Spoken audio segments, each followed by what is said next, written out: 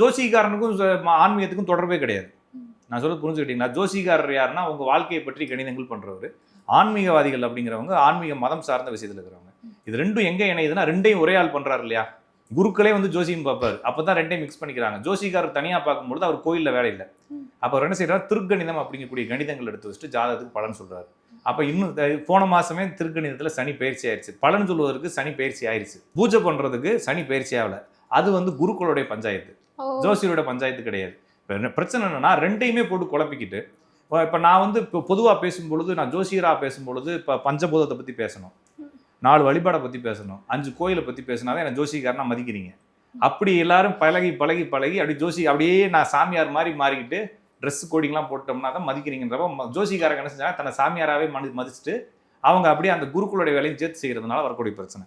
ஜோசியம் பலன் சொல்வதற்கு பியூரா திருக்கணிதம் அப்படின்னு சொல்லக்கூடிய, ஏன்னா வேர்ல்டு வைடு இப்போ நீங்கள் யூஸ் பண்ணக்கூடிய எல்லா சாஃப்ட்வேரும் இப்போ ஸ்விஸ் எபிமெரிஸ்ன்னு சொல்லக்கூடிய நாசா எபிமெரிஸ்லேருந்து வருது.